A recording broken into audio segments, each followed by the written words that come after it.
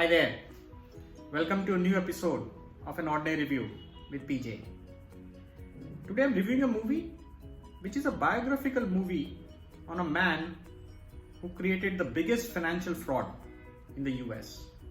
He became infamous for running a Ponzi scheme which led to a loss of $65 billion of investors' money. And at one point, this man was also the non-executive chairman of one of the most popular stock exchanges in the US, NASDAQ. His name was Bernie Madoff. I'm sure you have read about him, or you would have heard about him and heard about this scam that finally got caught in the aftermath of the 2008 financial crisis. So the movie is called The Wizard of Lies. It stars Robert De Niro as Bernie Madoff and Michelle Pfeiffer as his wife. The movie is all about after the scam is exposed and Bernie Madoff is arrested, the aftermath of that on the impact on his family, particularly his two sons and his wife, and what happens to Bernie Madoff after the scam is exposed. Now, before I get into the movie, a quick background on the scam itself. So Bernie Madoff used to run this portfolio management investment company where he used to promise returns to the investors by creating portfolios of stocks for them. Something like a mutual fund or a portfolio management kind of a mechanism, where people used to invest money with him and he used to promise returns by creating portfolios of stocks. Now in reality, when the scam gets exposed, you get to know that there was no such trading he was doing on stocks. There were no portfolios, there were no stocks that he was buying or selling. He was only creating fictitious reports, fictitious written statements, and fictitious stock listing for his investors. And he was running this elaborate mechanism in his office on a floor that only he had access to, apart from his trusted people who were doing this fictitious work for him. And the rest of the company had no idea, his sons had no idea, his wife had no idea about this elaborate Ponzi scheme that he was running. In the background, what he was really doing was to take this money, invest them in a bank, earn the interest on that money, and then pay it back whenever someone came asking for redemption. And every so often, he will announce large portfolios where he will promise returns, and he would entice the rich people to invest that amount of money because he needed that money to rotate the money to whoever asked for redemption, or at some point to show some returns to people to build credibility about his business. Now, he was doing this for nearly, I think, 15 years, and at one point he had to get caught, and that happens when the financial crisis of 2008 hits the markets. Because of the crisis, the stocks crash, and investors are worried about their investment, and they come asking for redemption from him, and he runs out of money to pay back.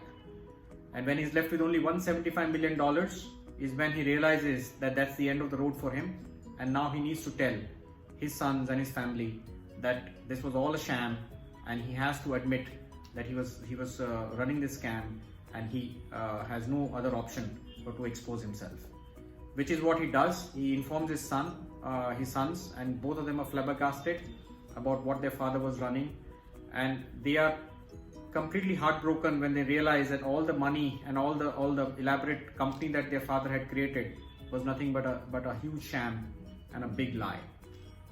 So as he's trying to finally settle this last bit of $175 million that is left with him is when both the sons actually call the FBI and get him arrested.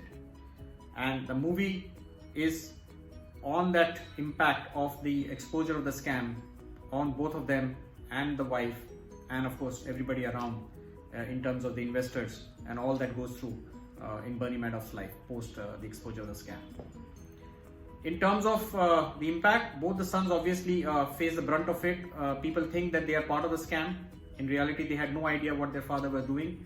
The elder one is more sensitive in nature. He starts getting paranoid about him being hounded by people whenever he steps out of his home. So he locks himself inside the house.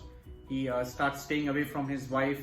He's taking care of his young son, and he's struggling with that. And eventually, one fine day, he gives up on life and commits suicide.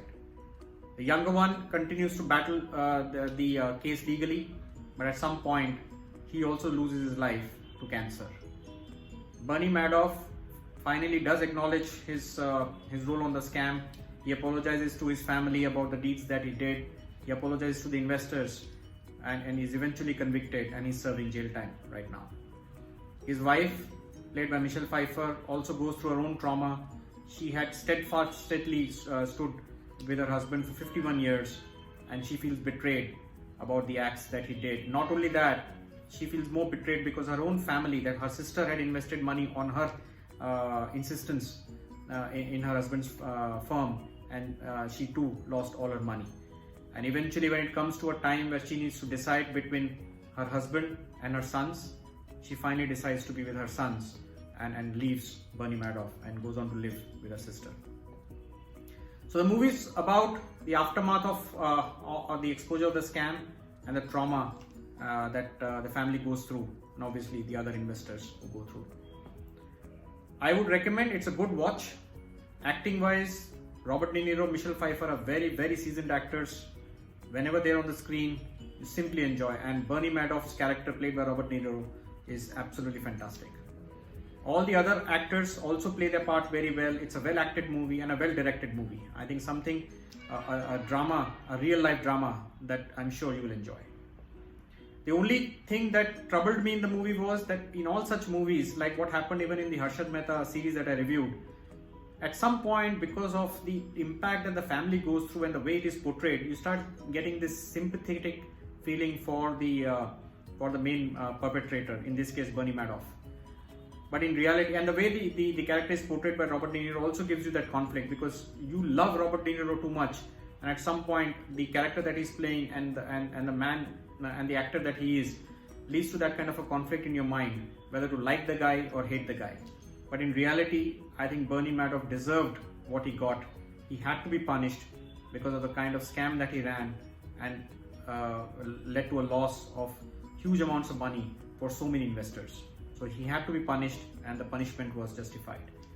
So that's perhaps the only thing that you will feel conflicted by when you watch the movie in particular. And that happens, I think, with all such movies where good actors portray this kind of characters.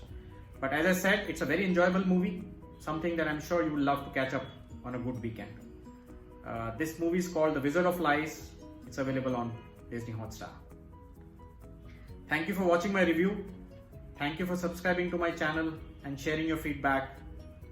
Goes without saying, I need your help and support in making sure that my channel reaches out to the audience far and wide. So if you like my channel, if you like my reviews, please do share it with your friends and family, and ask them to subscribe to my channel. Also ask them to share my reviews with their friends and family. I look forward to bringing more interesting reviews for all of you. Do take care of yourselves. Keep enjoying whatever you're seeing. Till next time, bye-bye.